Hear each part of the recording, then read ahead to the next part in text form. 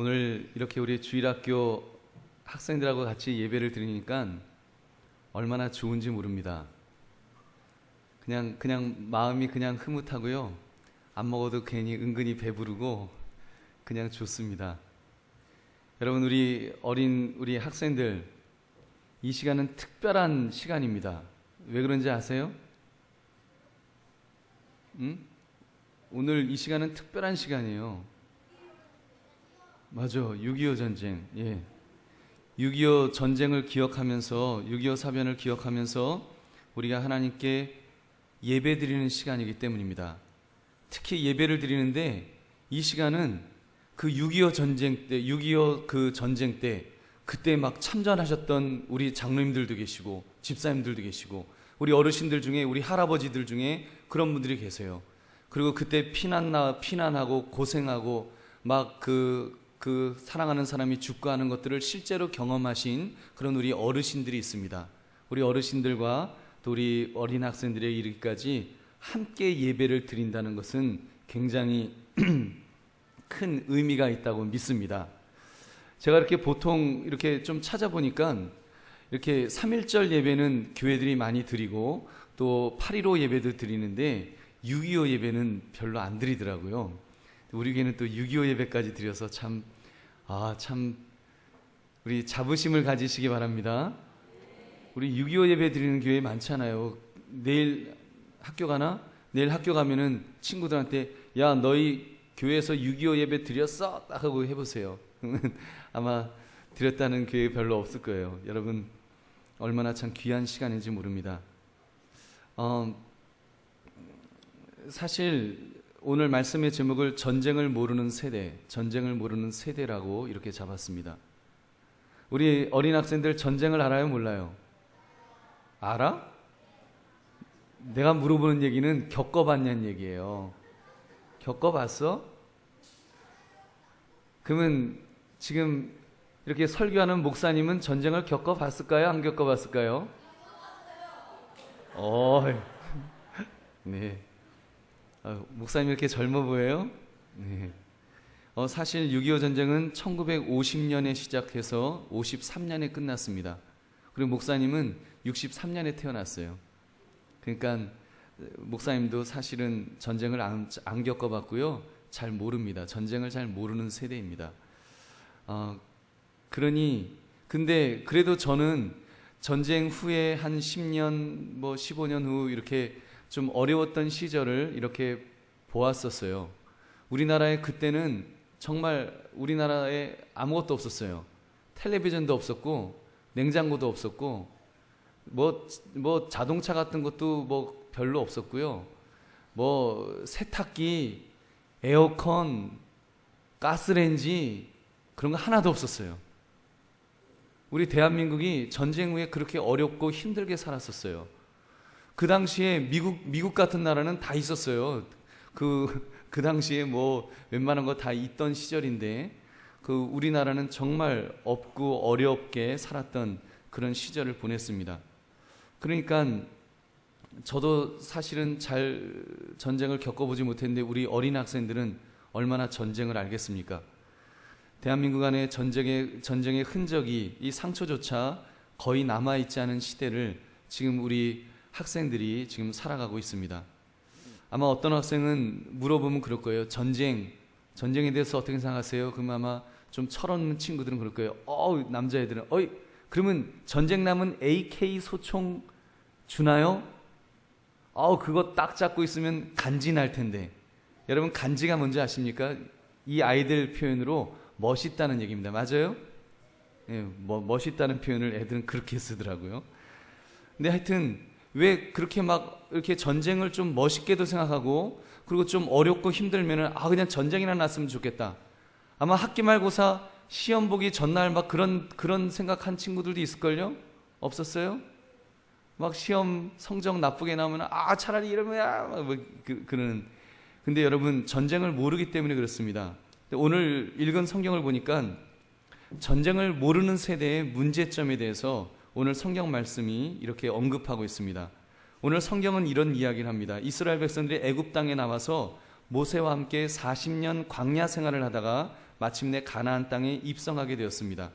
여러분이 잘 아시는 여호수아와 함께 여리고성을 점령하고 아이성을 점령하고 예루살렘 성을 점령하고 이런 수많은 전쟁을 치르면서 이제 가나안 땅을 차지하게 된 것입니다. 그래서 가나안 땅을 모두 점령하게 되었습니다. 그리고는 세월이 흘렀습니다. 세월이 흘렀다고만은 그 가나안 땅 정복 전쟁에 참전했던 사람들이 이제는 다 돌아가시고 그 다음 세대만 남았다는 것입니다. 우리는 아직, 우리 어린 학생들이 있지만 아직 전쟁을 겪으신 어르신들하고 우리는 지금 같이 있어요. 아세요? 우리는 전쟁을 겪은 우리 어르신 세대랑 지금 같이 있기 때문에 그래도 우리가 뭔가를 바르게 생각할 수 있고 우리가 뭐가 옳고 그른가를 분별할 수 있습니다. 근데 이제 우리 어르신들의 세대가, 전쟁을 겪으신 세대가 다 이제 돌아가시고 나면 그때는 전쟁을 모르는 세대만 남는 거예요. 그럼 그 사람들은 어떻게 되느냐? 사사기 오늘 2장 10절 말씀을 보니까 이런 말씀이 있습니다. 그 세대의 사람도 다 그 조상들에게로 돌아갔고 그 후에 일어난 다른 세대는 여호와를 알지 못하며 여호와께서 이스라엘을 위하여 행하신 일도 알지 못하였더라. 여러분, 물론 이스라엘이 치루었던 이 전쟁은 우리가 치루었던 6.25 전쟁과는, 그런 6.25 사병과는 다른 전쟁이었습니다. 이스라엘 나라의 전쟁은 거룩한 전쟁이었습니다. 거룩한 전쟁이 뭔가 하면 하나님께서 그 땅의 더러운 죄악을 제거시키는, 없애버리는 전쟁을 그렇게 시키셨습니다. 그래서 이스라엘 백성들이 그 가나안 땅에 들어가면서 전쟁할 때마다 우상들을 다 없애고 아주 그 더러운 것들을 다 없애는 그런 전쟁을 하고 있었습니다.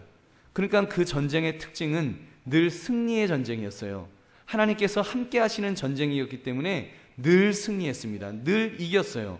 여리고성과 같은 곳은 칼과 창을 쓰지 않고 제사장을 앞세우고 그 성을 돌기만 했는데도 그 여리고성이 무너졌습니다. 모래성처럼 와르르 무너져서 이스라엘 백성들은 힘들게 피 흘리지 않고도 점령할 수 있는 그런 전쟁을 치루었습니다. 그 전쟁뿐이 아닙니다. 그들이 전쟁을 치르는 동안 하나님께서 그들을 어떻게 돌보아주셨는지를 그들은 몸으로 체험했습니다. 아침마다 이렇게 만나를 내리셔서 먹게 하시는 것들, 그 전 세대들이 그런 것들을 경험했죠. 고기가 먹고 싶다면 메추라기를 보내시고 목이 마르다면 반석이 깨셔서 물을 공급해 주시는 그런 것들을 많이 경험했던 그런 세대들, 또 그 다음 세대들, 그런 사람들이 지금 이렇게 살아가고 있는 것입니다. 이런 기적 같은 일들을, 하나님이 함께 하시는 일들을 지금 이스라엘 백성들이 체험했던 것입니다. 근데 이제는 세월이 지나서 그 전쟁을 치루었던 세대가 다 죽었습니다. 그리고 전쟁을 알지 못하는 세대, 다른 말로 하면 전쟁을 기억하지 못하는 세대가 이제 나타나게 되었습니다. 다시 말하면 이제 우리 학생들이 어른이 되는 세대가 되면, 어른이 돼갖고 이제 좀 나이를 먹고 그런 세대가 되면 이제 그런 때가 된다는 거예요. 근데 문제는 무엇입니까?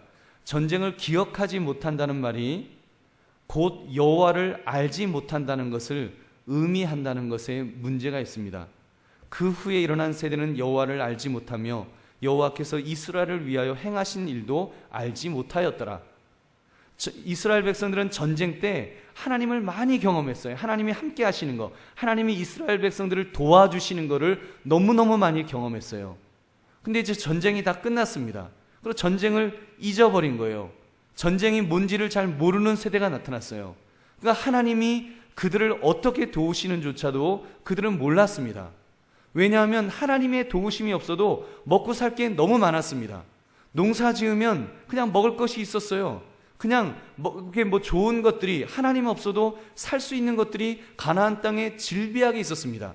그러니까 그 세대 사람들은 이렇게 하나님을 몰랐다는 거예요. 하나님을 기억하지 않았다는 거예요. 그럼 하나님을 기억하지 않는 그들이 하는 것이 무엇일까요?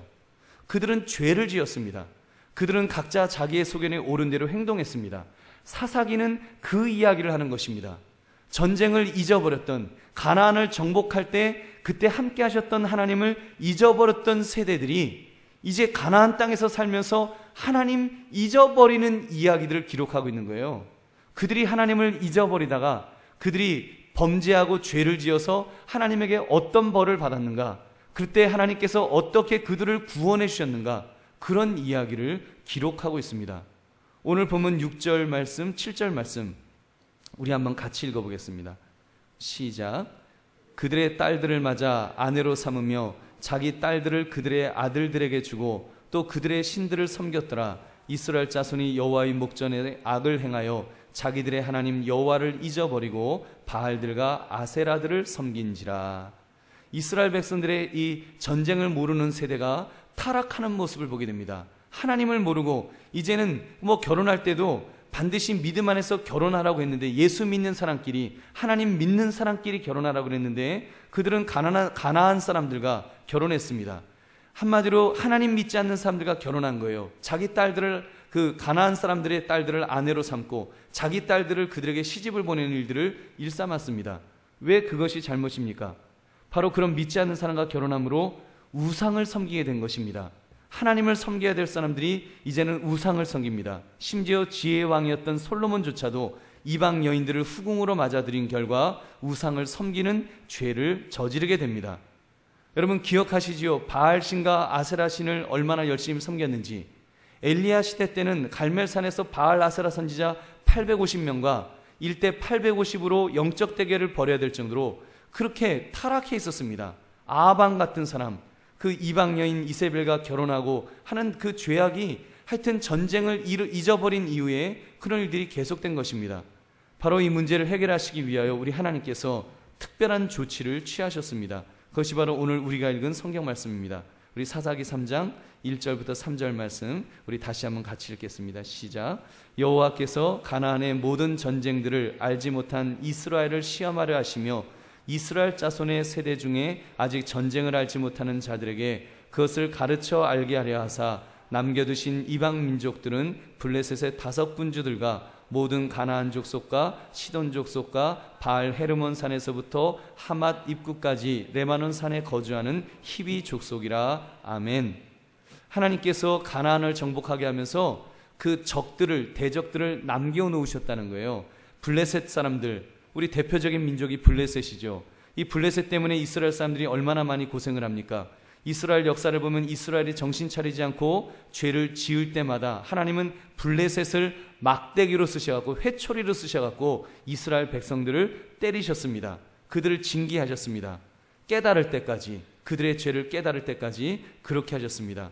오늘 성경은 그것을 말씀하고 있습니다. 하나님께서 그런 가나안 족속들을 남겨두신 이유는 이스라엘을 시험하려 하시며 아직 전쟁을 알지 못하는 자들에게 그것을 가르쳐 알게 하려 하셨다고 했습니다. 그래서 성경을 읽다 보면 가나안 정복 이후에도 이스라엘 백성들이 수많은 전쟁을 치루었고 그 전쟁 때마다 매를 맞고 하나님에게 돌아오면 하나님께서 승리케 하시는 그런 은혜를 경험하게 하셨던 것을 볼 수 있습니다. 우리 사랑하는 우리 성도님들, 또 우리 학생 여러분들, 저는 오늘 이 말씀을 읽으면서 전쟁을 알지 못하는 우리 젊은이들을 생각하게 되었습니다. 이 시대에 전쟁을 몰라도 우리가 너무 모르는 세대가 지금 우리 학생들의 세대가 아닌가라는 그런 생각을 해봤습니다. 이 시대의 신앙적인 것을 떠나서 사실을 앞에 두고도 왜곡된 가르침이 얼마나 많은지요. 여러분, 우리 학생들, 저는 뭐 정부에서 파송된 사람 아닙니다. 저는 정부가 뭔지도 모르고 뭐 정부에서 무슨 일 하는지도 잘 모르는 그냥 일반 시민입니다. 그냥 일반 시민인데 저는 그냥 제 상식으로, 그리고 우리 이렇게 전쟁을 치르셨던 우리 어르신들의 말씀이나 뭐 저의 아버님의 말씀이나 우리 뭐 권사님들 피난 가시면서 하셨던 그런 이야기들을 종합해서 들어볼 때 6.25 사변이 어떻게 시작되었는지를, 어떻게 그 전쟁이 시작되었는지를 이렇게 그냥 상식적으로 이해하게 되었어요. 근데 지금 이 시대를 보십시오. 우리 학생들이 6.25 사변이 남침입니까? 북침입니까? 잘 모르죠? 너무 어려서. 뭐 남침이라고도 하고, 뭐 북침이라고도 하고, 이게 뭐 이야기에 의하면 뭐 과반수 이상의 학생들이 6.25 전쟁이 북침이다, 그렇게 알고 있다는, 그렇게 교육받았다는 이야기도 들었습니다. 그랬더니 어떤 대학 교수님은 뭐 학생들이 북침이라는 단어의 의미를 몰라서 그럴 것이다, 그러면서 이 위기적 상황을 좀 희석시키는 발언을 하지 않으셨나 그런 생각이 좀 들었습니다. 물론 학생들 중에 진짜 국어 실력이 딸려서 6.25 사변이 북침으로, 북쪽에서 친전쟁, 그래서 북침으로 그렇게 오해하고 있다면 다행이겠습니다만, 진짜 남한에서 먼저 전쟁을 시작한 것으로 알고 있다면 여러분 얼마나 그것이 그 잘못된 역사가 아닙니까? 생각해 보십시오. 저는 다른 사실관계는 다 접어두더라도 제가 무슨 뭐 역사의 전문가도 아니고 저는 잘 모르겠어요. 전쟁이 어떻게 일어났는지 잘 모르겠는데 하여튼 그 전쟁을 치루었던 분들의 말씀들을 들어보면, 정부에 사는 것 떠나서 그런 이야기를 들어보면 주일날 새벽에 있었대요. 주일날 새벽에 우리나라 군인들이 모두 휴가를 간 상태에서 전쟁이 일어났다는 이야기는 들었습니다. 그렇다면 아니 어떤 나라가 북한을 공격하면서 자기 나라 군인들은 휴가 보내놓고 그리고 전쟁을 시작하는 나라가 어디에 있겠습니까? 또 어느 나라가 전쟁을 시작하자마자 3일 만에 자기 나라 수도 서울을 그 빼앗기는 그런 전쟁을 치르는 그런 정신 나간 그 사람들이 어디 있겠어요? 이렇게 준비 없이, 그리고 불과 3주 만에 대전까지 후퇴해야 되는 이런 전쟁이었습니다. 일방적으로 지는 전쟁을 했습니다. 이렇게 준비 없이 전쟁을 시작하는 나라가 이 세상에 어디에 있냐는 것입니다. 그 당시 이승만 정부가 얼마나 잘못을 사실은 많이 했어요. 아무 힘도 없으면서 아무 준비도 하지 않았으면서 당시 국방장관이 이런 얘기도 했죠. 아침은 서울에서, 점심은 평양에서, 저녁은 신의주에서. 이런 그 쓸데없는 허풍을 떨어갖고 괜히 이렇게 서방 나라들이 남한이 혹시 북침을 하지 않을까 이런 걱정을 하게 만들었다는 그런 이야기도 들었습니다. 또 전쟁이 시작된 이후에 계속 지고 있으면서도 방송에서는 이기고 있다고 했다며요. 맞습니까? 전쟁에서 지고 있는데 지금 지면서 군인들이 계속 후퇴하고 있는데 전쟁에서 이기고 있다고, 지금 승리하고 있다고 해놓고는, 그리고 그때 대통령이 그랬죠. 뭐라 그랬습니까? 뭉치면 살고 흩어지면 죽는다. 그래놓고 어떻게 했죠? 한강철교 부수고 도망갔어요. 사실 그런 역사들이 우리 속에 아픈 역사도 있습니다. 그러면서 정말 그때 피난민들이 건너오던 그 한강철교가 폭파되면서 얼마나 많은 사람들이 죽었습니까? 그 다리가 바로 이천동과 노량진을 이어주는 한강철교입니다. 바로 우리 옆에 그 역사의 현장이 바로 있는 것입니다. 그렇다면 이 시간 비록 바로 우리가 전쟁을 모르는 세대이기는 하지만 6.25 사변이 우리에게 주는 의미를 기억해야 하지 않을까요? 또 감사해야 될 것이 있으면 감사해야 되지 않겠습니까? 저는 제일 먼저 기억해야 될 것은 분단 조국을 통해서 하나님께서 우리에게 주시는 교훈을 깨달았으면 좋겠습니다. 우리나라가 이렇게 남쪽과 북쪽으로 나누어져 있습니다. 이렇게 분단 조국이 되었어요. 이 분단 조국이 되어 있는 이것이 영적 긴장을 늦추지 않는데 얼마나 많은 유익을 주고 있는지요. 우리 어린이들은 그런 생각을 가질 것입니다. 하나님께서 그때 남북으로 분단되지 않게 하셨으면 훨씬 좋지 않았겠는가? 그러면 남자들 의무적으로 군대도 안 갔을지도 모르고, 괜히 그때 그렇게 되었고, 그때 남침이든 북침이든 하여튼 그때 통일됐으면은 군대도 안 가도 되고 참 좋았겠다. 아마 혹시라도 그렇게 생각하는 분이 안 계실런지요. 물론 아쉬움이 있습니다. 통일된 나라가 되었으면 더 강대한 나라가 되었을지도 모릅니다. 그러나 오늘 말씀 사사기 3장 4절을 보면 그렇지 않은 것 같습니다. 남겨두신 이 이방 민족들로 이스라엘을 시험하사 여호와께서 모세를 통하여 그들의 조상들에게 이르신 명령들을 순종하는지 알고자 하셨더라. 아멘. 오히려 이 분단의 아픔이 있었기 때문에 우리가 더 애를 쓰는 면도 있지 않으셨습니까? 여러분, 저는 하나님께서 우리 조선, 우리 한국을 사랑하시는 줄로 믿습니다. 하나님께서 특별하게 사랑하셔서 정말 유대인들 다음으로 사랑하시는 그런 민족이었어요. 얼마나 단일 민족입니까? 단일 민족으로 이렇게 선교사를 파송하는 나라는 우리 민족뿐이 없어요. 미국이 1위인데, 선교사 파송 1위인데 미국은 다인종 국가입니다. 여러 나라 사람들이 모여져 있는 거예요. 여러분, 근데 우리는 단일 민족으로서 이렇게 정말 선교사를 파송하고 있는 이런 나라가 될 수 있는 거, 여러분, 분단된 나라에서 이런 일이 일어나는 것은 하나님께서 정말 특별한 은혜를 주셨기 때문인 줄로 믿습니다. 분단의 아픔이 있었기 때문에 우리가 더 기도하였음에 틀림없습니다. 분단의 아픔이 있었기 때문에 우리 가족에게 복음을 전하지 못하기 때문에 세계를 향해 복음을 전하고 또 더 세계 선교를 위해서 박차를 가하는 그런 자극제도 되었다고 저는 생각합니다. 사랑하는 성도들이여, 오늘 말씀을 통해 분단의 아픔을 주신 하나님의 마음을 깨달을 수 있기를 바랍니다. 하나님께서 우리에게 무조건 좋은 것 주실 수도 있습니다. 최고의 것 다 잘되고 잘 나가는 것으로 그렇게 주실 수도 있습니다. 그래서 모든 것이 다 갖추어지고 세상에 필요한 것이 없을 정도로 다 채워진다면 어쩌면 우리가 신앙적으로는 더 위기를 만나게 될지도 모릅니다. 부족함이 없으면 하나님을 찾지 않기 때문입니다. 그래서 하나님은 늘 이스라엘 백성들에게 2% 부족함을 남겨놓으셨습니다. 인생 막대기를 준비해 놓으셔서 이스라엘 백성들이 하나님을 멀리 떠나 신앙에서 벗어날 때마다 정신 차리게 하셨습니다. 그것이 궁극적으로는 이스라엘 백성들에게 얼마나 은혜가 되었는지요. 전쟁으로 고통스럽고 사람이 죽고 힘들지만 그것이 궁극적으로는 이스라엘 백성들에게 은혜가 되었다는 것입니다. 우리 사랑하는 성도님들, 그렇다면 우리도 이 분단 조국을 통해서 하나님께서 큰 교훈을 주시는 줄로 믿습니다. 어떤 교훈인가 하면 하나님께서 북한을 이스라엘을 시험하듯이 우리를 시험하시는 도구로 쓰고 계신다고 믿습니다. 아직 우리가 하나님 보시기에 바로 서 있지 못하기 때문에, 우리가 아직 하나님 보시기에 부족함이 있기 때문에 인생 막대기로 들어 쓰시는 것은 아닐런지요. 여러분, 우리가 지금도 영적으로 깨어있지 못하고 쾌락에 빠져있고 죄악의 유혹 속에서 헤매고 있다면 하나님은 또다시 인생 막대기를 드실지도 모릅니다. 우리는 그 위기를 생각해야 됩니다. 정말입니다. 천안함 사건도 있었고 연평도 포격 사건을 통해서 우리는 과연 하나님의 메시지를 얼마나 듣고 있는지요. 저도 그런 얘기를 해요. 전쟁은 이 한반도에서 일어나지 않을 거라고. 무슨 전쟁이 일어나냐고. 그 나라가 얼마나 군비가 차이가 나는데 일어날 수가 있겠느냐고. 또 미국이 있는데 그런 말을 합니다만, 여러분, 영적으로 보면 그렇지 않습니다. 하나님이 어떻게 하실지 모릅니다.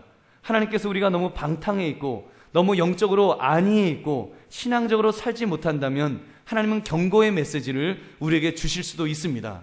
적어도 우리가 6.25 이 사변 앞에서 그 심각성을 우리가 깨달아야 될 줄은 믿습니다. 여러분, 무조건 괜찮다 할 수 없어요.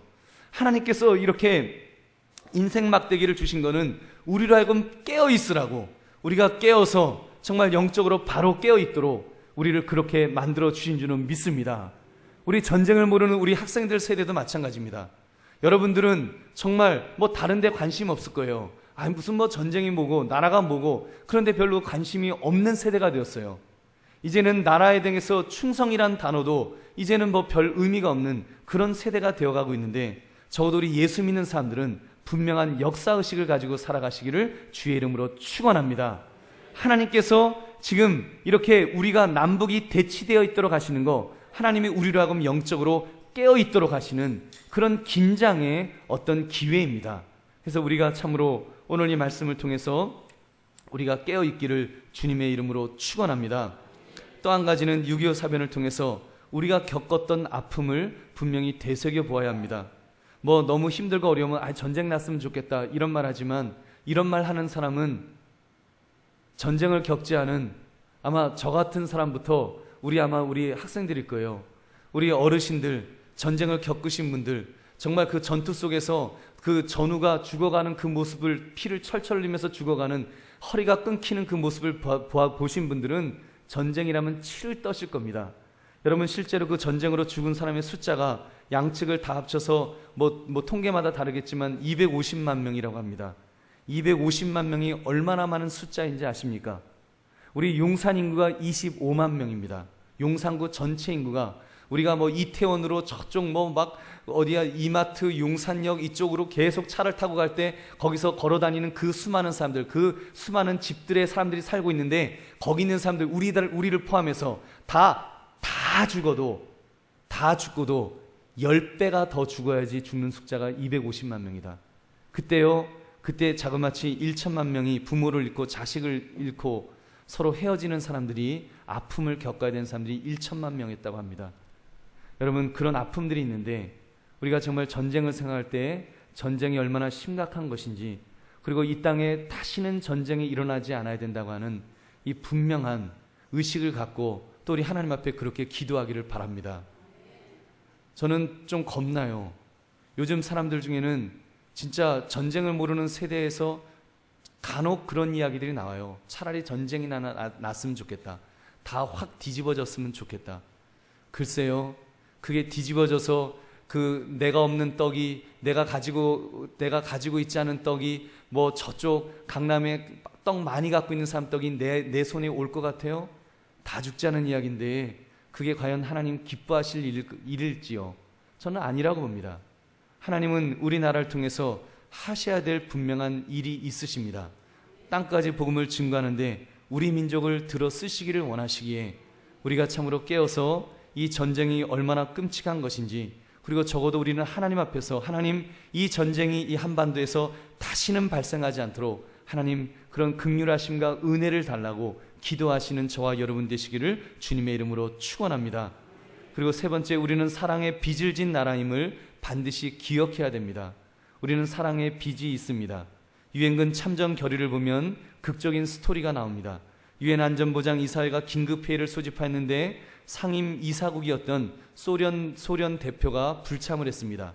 여러분 잘 아시죠? 북한이 소련제 탱크를 이끌고 소련제 그 무기를 가지고 우리를 공격했는데, 사실은 뒤에서 그 전쟁을 일으키도록 모든 것을 다 지원해준 그 나라는 소련인데, 소련이 상임 이사국으로서 사실은 유엔군이 이제 참전, 우리나라를 도와주는 것을 반대할 수 있었습니다. 반대할 수 있었는데 정말 극적으로 상임 이사국이었던 소련 대표가 불참했습니다. 그때 만약 소련이 유엔군 참전을 반대했으면 그 반대표 하나로도 유엔군 참전은 부결되었을 것입니다. 그런데 불참했습니다. 뭐 왜 그런지 여러 가지 설이 있습니다만 그 나름대로는 뭐 그러더라고요. 뭐 스탈린이 불참을 지시했다고 합니다. 자기들 생각에는 소련이 불참하면 안보리 결정 자체가 자기네 나라가 불참했으니까 이제 그것이 합법화되지 못할 줄 알았는데, 오히려 그 소련이 빠짐으로 인해서 오히려 절대적 지지를 가지고 이제 합법화되어서 이제 세계에 있는 16개의 국들이 이제 참전하게 되었습니다. 미국, 영국, 터키, 오스트레일리아, 캐나다, 프랑스, 그리스, 콜롬비아, 태국, 에티오피아, 네덜란드, 필리핀, 벨기에, 남아공, 뉴질랜드, 룩셈부르크, 그 밖에 물자를 지원한 나라가 32나라가 또 있다고 합니다. 전사하고 부상당하고 실종된 군인들이 미군만 13만 7,250명이라고 합니다. 13만 7,250명이 실종되고 또 부상당하고 죽은 사람들의 숫자입니다. 그때 제24단장인 디인 소장이 중상을 입고 포로가 되었습니다. 벤프리트 장군이 자기 아들을 잃었습니다. 아이젠하워 대통령의 아들이 우리나라를 위해서 싸우다가 전사하였습니다. 6.25 전쟁 때 그 미국 대통령 아들이 우리나라 이 땅에서 죽었습니다. 전사했습니다. 클라크 유엔 사령관도 아들을 바쳤습니다. 워커 중장은 아들과 함께 이 전쟁에 참전했다가 아버지와 아들이 모두 목숨을 잃었습니다. 생면부지의 나라입니다. 한 번도 본 적도 없는 우리 한국 사람입니다. 그 사람들을 위해서 그 멀리에서 이렇게 우리나라에 와서 공산당의 침략으로부터 우리를 구원해 주기 위해서, 우리를 도와주기 위해서 그렇게 많은 나라 사람들이 와서 피를 흘리면서 우리를 이렇게 도와준 것입니다. 만약 그때 그들이 그렇게 도와주지 않았더라면 지금 우리가 이렇게 예배를 드리고 있겠습니까? 아마 우리 지금 전부 그 누구예요? 그 인간 아시죠? 김정은. 말하기도 싫은 그 사람. 지금 우리가 뭐 위대한 지도자 동지 하면서 우리도 막 이러면서 생각하면 끔찍하지 않습니까? 여러분 얼마나 끔찍해요. 그게 말이 됩니까? 여러분 그런 면에서 우리는 사랑의 빚을 진 줄 믿으시기 바랍니다. 우리는 사랑의 빚을 진 사람들이에요. 우리는 총으로 갚는 것이 아니라 우리는 복음으로 갚아야 될 줄로 믿습니다. 영적으로 사단마귀에게 점령당한 나라들에 우리가 복음을 전해야 됩니다. 그러므로 이번 6.25 예배를 통해서 우리 전쟁을 모르는 젊은 세대들이지만 정말 그 마음을 가져야 됩니다. 이 6.25 전쟁이 누가 일으킨 전쟁인지, 그것 때문에 얼마나 큰 비극이 일어났었는지 우리가 알아야 됩니다.